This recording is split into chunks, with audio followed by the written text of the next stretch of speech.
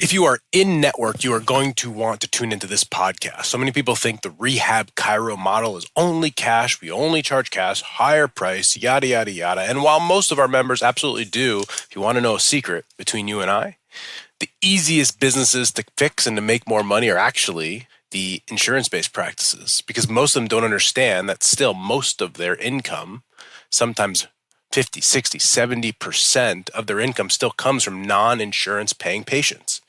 And so this podcast is an interview with David Glazer, who's been practicing 12 years. He is an industry vet in Virginia.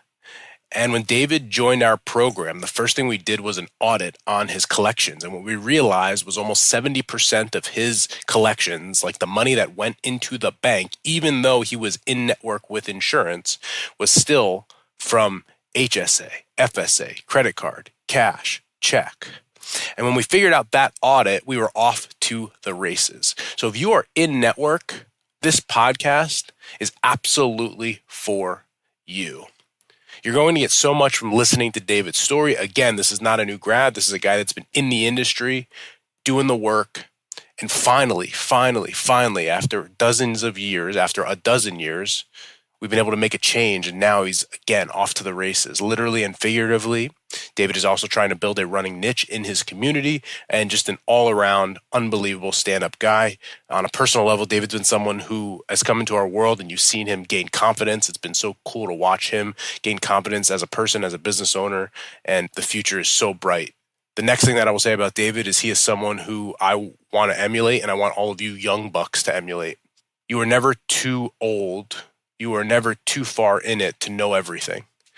And I have a special level of respect for people like David. He and I sort of graduated around the same time, that he would put himself in a position to continue to learn more. You know, our company's core value is teach and learn daily. But I know for a fact there are people out there that literally will not potentially do coaching in our world because they've been doing it longer than I have. And as we always say, they are trying to be right, not get it right. And if you're one of those people out there that's a little bit old and crusty and thinks that you don't have much to learn or has too big of an ego, I would just say check your ego. My goal when I'm 50 is to go find the new grad 27-year-old and learn something that they can teach me that I don't know right now. So David's an unbelievable guy. I know that you're going to enjoy this episode. Just a quick update for you. Please pay attention, guys. We are going to be announcing guest passes very, very, very soon for the next live event, which is May 18th and 19th in New Jersey. We have an unbelievable guest speaker coming, which I'm super excited to announce to all of you. Also, for those looking to get their business off the ground and get it going, no time better than now. ChiroBiz 101, open enrollment. Please reach out to me, DM on Instagram at Justin Rabinowitz. I know we can help you. We've changed hundreds and hundreds and hundreds of lives. The last stat that we did, this is incredible. On average, for our members that have been with us longer than 9 months, they make an average of $161,000 more per year. Pause, deep breath, don't drive off the road. I'm not lying. $161,000 more per year. So for you guys that don't have the money, it's because you don't know how to make the money. The reason why you shouldn't is the reason why you should. I promise you, you can do it too. I can't wait to see you all on ChiroBiz 101, and I'd love to see you all in person in May. What's up, everyone? Welcome to the Business School for the Rehab Chiropractor. Class is officially in session. My name is Justin Rabinowitz, and I am a rehab chiropractor on a mission to teach you, a fellow rehab chiropractor, the exact tools and systems I've used to build my own successful rehab chiropractic practice so you can do the same. I hope you enjoy, and please subscribe. David, so I want to start with, what is the number one mindset shift that you have had from pre-ChiroBiz 101 and Mastermind until today? The first thing right off the bat was just kind of getting into the nitty-gritty of how selfish I was being, in the sense of I wasn't telling people exactly what they needed, even though they needed it.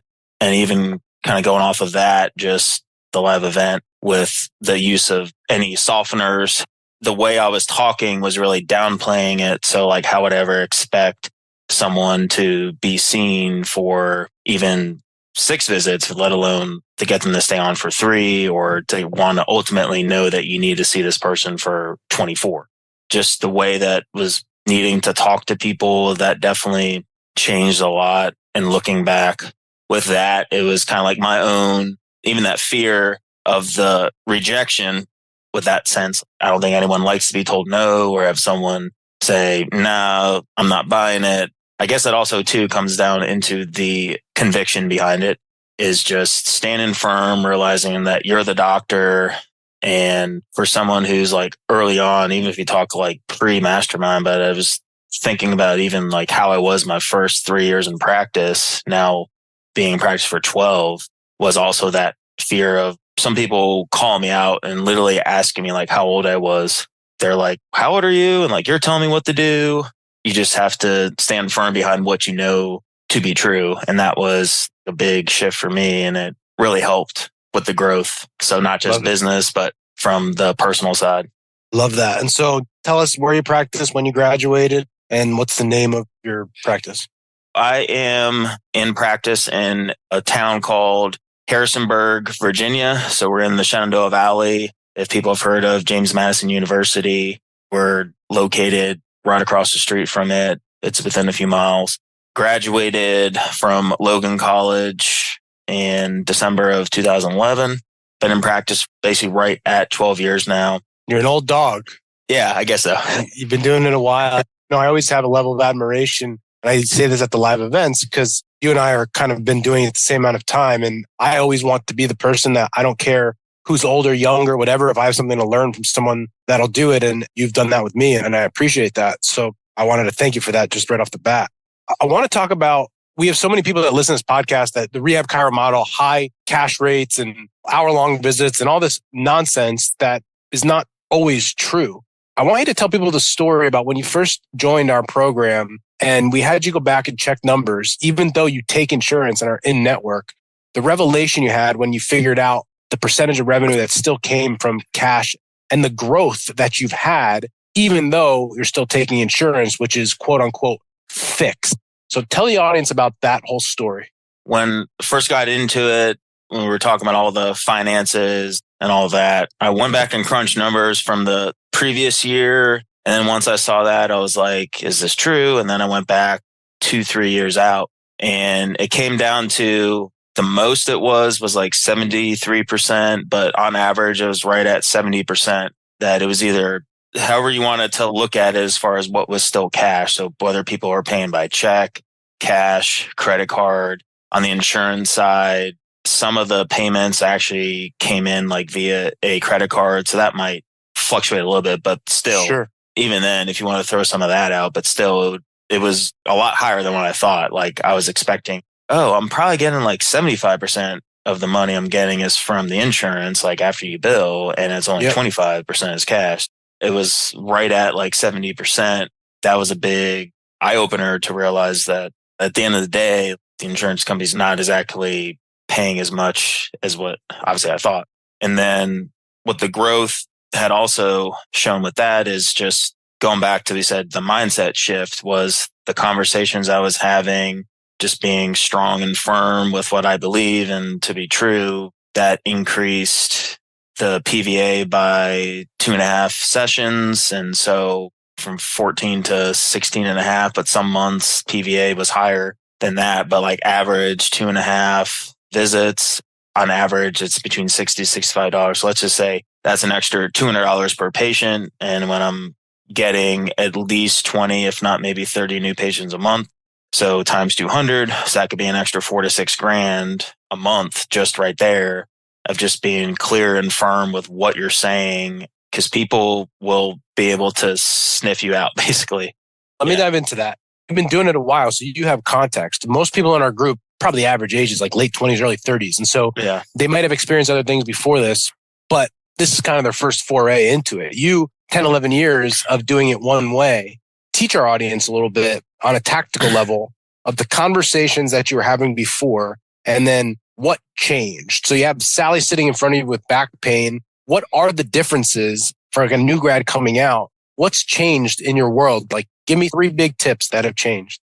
It would literally be the difference of being honest with someone and be like, this is a disc problem. This is going to take time versus, yeah, you got some strain going on when you're lifting, trying to talk around what it actually was. And some of that played into just being what I was taught with the whole biopsychosocial model and needing to figure out all these other factors and this and that too. It was almost just like overthinking it of like what you need to say.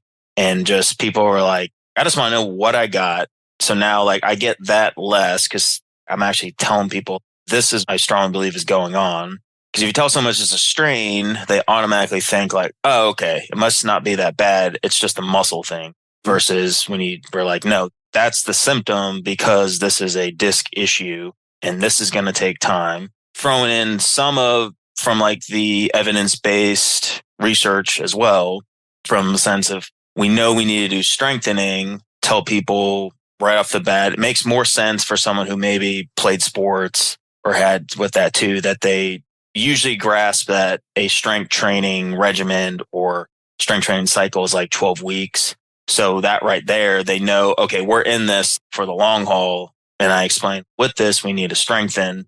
And then depending on what the condition is, like if they have a true dysfunction from a dysfunction standpoint, like with the tissues, and we need to do some actual remodeling, that takes 3 to 6 months. So it's just getting that out there to them on the front end and then just constantly remind like every visit, okay, I know pain's down, that too. Of course, if you're lucky, like the pain's going down each time, but sometimes you learn quick. You're like, okay, these are my 3 things. And they're like, well, that did nothing. That didn't work.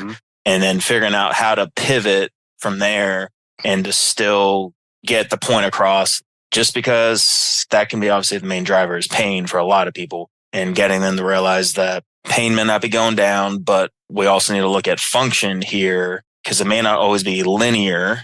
You may kind of have some overall fluctuation there, but the one thing, the guarantee is typically when function improves, the pain will gradually go down with it. And it may not always be that the pain goes down and then you work on function. You might just need to completely switch gears and go that functional route. Maybe you do need to throw in the stability work first, or sometimes the strengthening as well. So that can be extremely counterintuitive at times.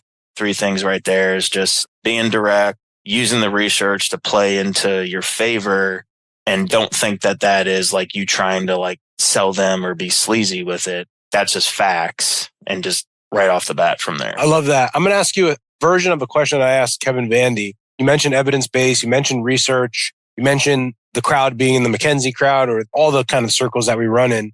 The thing with MSK care basically is that there is a lot of variable and it often does depend and we aren't always sure. You're a seasoned clinician at this point, and so you have really good perspective on this.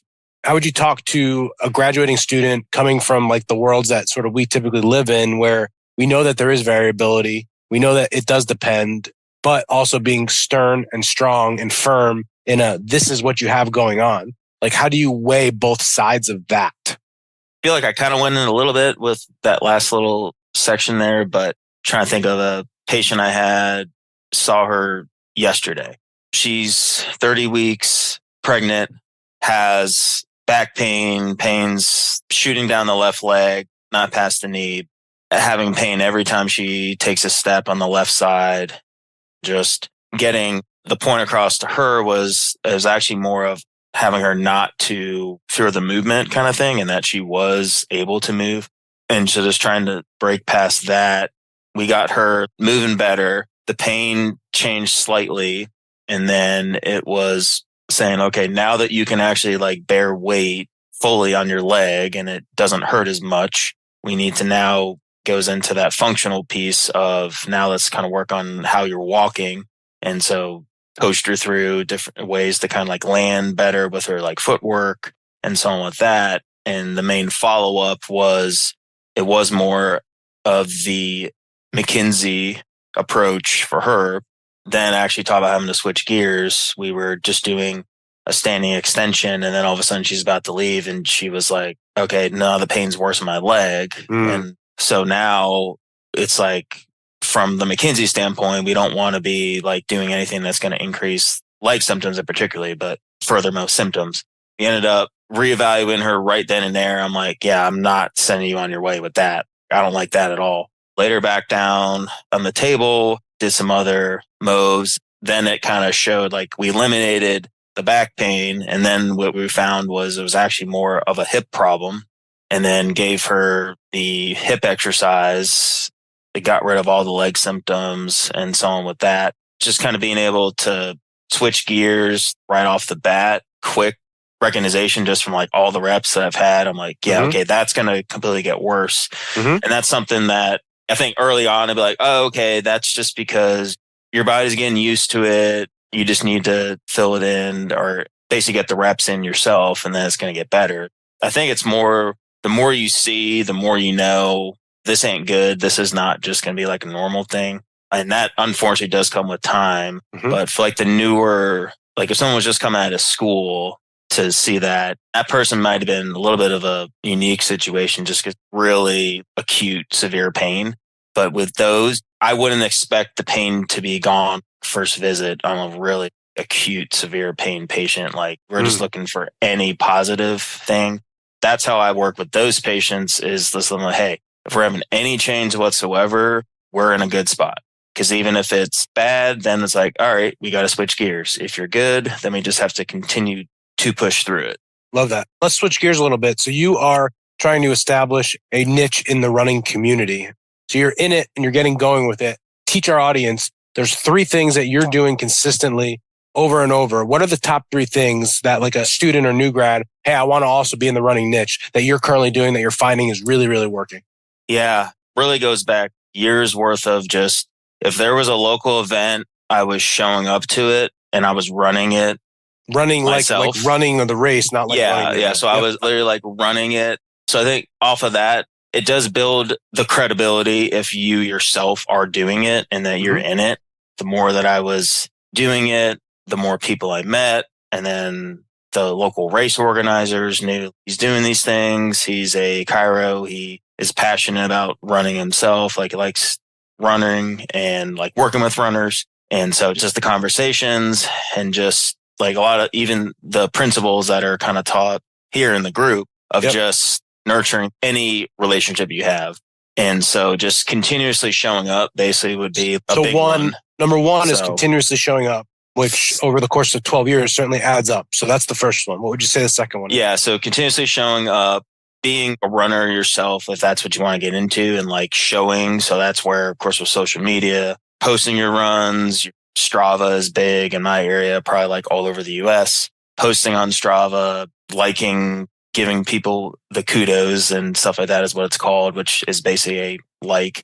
So social media aspect number one to help with the marketing standpoint. And then because of that, then you start to get the name out with that too. What I'm starting to do lately, like starting last year, was doing what I'm calling a running ambassador, where I'm having like local runners, of course, if they're open to it, but just getting them to be able to tag me. So when they come into the office, we're taking a picture, we're posting about it, we're sharing. So I'd say, yeah, I mean, you definitely got to consistently show up. I think whatever niche you're going to go into is to like be in it yourself, because that's going to build definitely the credibility, and then just to surround yourself with like-minded people. But when you have those runners who are active in the community and you get them involved with it, and then they're continuing to spread the message for you. So the 3, and those are awesome. The first one is to consistently show up. The second one is to make sure that you're posting about it and doing the thing actually yourself. And then number 3, it sounds like to build your network in that specific area. And I'll just give some context behind the 3 that you spoke about. I mentioned on the mastermind call the other day, if you just do something long enough and stay in business, you'll survive and eventually it'll happen. And the way to speed up the success you want or to exponentially grow is to do it for a long time, but do it more consistently. So show up more. As an example, if you go to 3 races a year over 10 years, that's 30 races. If you go to 1 race a month, that's 12 races for 10 years. That's 120. So your name, just mathematically, you're going to get in front and with more people. And so for the audience who's listening, it's basic math at some point that if you do it more consistently over a longer period of time and you add more volume to it, you're going to have more success. The second thing that you said was it's an old Gary Vee line of document, don't create.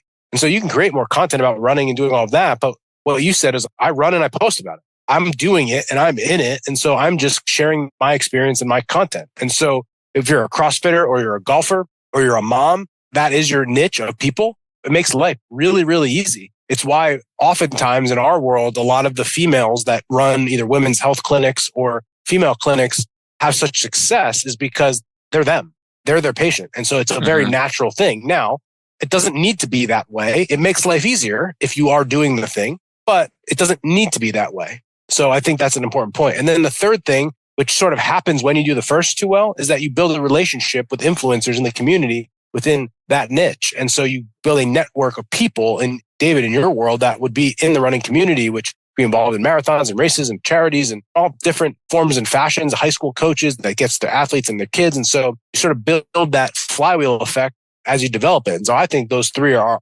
absolutely phenomenal. To change gears a little bit, what would you say to somebody who you've been doing it a long time? So obviously there's a problem that you were trying to solve when you joined ChiroBiz 101. But what would you say to someone who sees the content, listens to the podcast, follows me on social, and is hesitant about taking the course? Definitely from someone who was very hesitant to start myself. That was because my situation is I was basically just kind of feeling stuck. I would say there was oftentimes I was just flat out bored with it. So like if you're feeling that, it should be like a definite no-brainer to do it, because even in the sense of that, it opened my eyes up to things that I could definitely do to get unstuck even in my current situation, and stuff that I can add to my day that definitely created less of the boredom, because it was like something new starting with that too. Because I remember I was coming off of that. It was right before we were going to take a big family trip to Disney. And I was like, all right, to join or this course and all that too. I knew the family trip was going to cost around 10 grand. And it was just me thinking to change my mindset of I need to start thinking of this as an investment, like invest in other things. After I had thought about it for 2 weeks, I was like, why am I hesitant to like invest in myself? That would be my main thing, is like, if you're feeling stuck, you're bored, there's obviously things you can do about that. So it's like, you're not going to get unstuck or become less bored doing the same thing over and over again. If you're looking for a change, it's definitely worth it. Love it. That's awesome, man. And before we wrap up, and I want you to give your social media and all that, I just want to make sure that I express my gratitude towards you. Like I said in the beginning, I take special appreciation. I know that there are people that will not be coached by me or take my course because they've been doing it as long or longer. And from their own ego, they wouldn't be able to think about that or handle it. I mentioned to someone today, and I mean it, I want to be you. I want to be the person that I'm going to go to a seminar at some point for something with someone that's 10, 20 years younger than me. Just to always remember that it doesn't matter how old you are. If someone has something to teach you, to be humble enough to always hear it, no matter what stage of life I'm in or how far I've gone. And so for me, very, very important. And I wanted to let you know that I appreciate you. I appreciate your willingness to learn. I appreciate your willingness to come in and implement. And you've been a huge part of our program. And I can't wait to see for you the next steps, because you can, David, teach an old dog new tricks. So I appreciate you very much. Why don't you tell the audience where to find you? Yeah, I would say, just to back off what you said, you're saying that you appreciate me. I mean, I appreciate you a lot. I mean, I feel like, I hate to say you let me in, because there was a lot of it with me still being an associate. I remember even asking you that. I was like, well, I'm an associate. Like, if this is all business owners, what could I do? What value could I bring? And all that. You just were like, well, if you ever wanted to take a chance on yourself, like, you're going to learn new skills. If you just give it a chance, it will happen for you. Stuff that I never even thought about, life-wise, business-wise, and all that. It's been a really great ride. Been in the Awesome. group for a little over a year now, and I'm still learning. And you say me being the older of the group, but seeing what some of the younger people who are like only out of school a year, 2 years, 3 years, they're like inspiring the hell out of me, because I'm like, dang, like these guys and girls, of course, they're younger than me and they're taking all these chances. I've only known one way, and this is eye-opening, and they're like in it and learning it. It's really cool to see them, people that are like 10 years younger than me, doing amazing stuff. So social media, you can find me on Instagram at Doc Glazer. So DOCGLAZER. Website is function4life.com. So it's FOUR. Was trying to get the number 4, but someone already had that domain. I hear that. As you know. I hear that. Facebook, I do also have another Instagram account, which is Dr. David Glazer and then Function for Life. So you could also find me there. David, I appreciate you. Thank you so much. I know the audience is going to get a ton out of this. Thank you. All right, guys, we are at the end of the podcast, and you know what that means. It is time for me to beg you, to plead you, to encourage you that if you are listening to this podcast and you are getting a lot of value out of it, just remember and think about what could you get if you actually let me coach you live and in person, one-on-one in our group of mastermind members. So here's what I want you to do. If you've been listening to this podcast for a long time, getting a lot of value, but have not taken ChiroBiz 101, I want you to go into the show notes. In the show notes, we have a link. It is go.rehabchirocoach.com/strategy call. That is go.rehabchirocoach.com/strategy call. I want you to book a strategy call with our team so that we can see if you are a good fit for ChiroBiz 101. At our last count, we have gotten our clients 177% growth from that program. So if you haven't taken our course and if you listen to the podcast and get value, I want you to book that call. I'll see you later.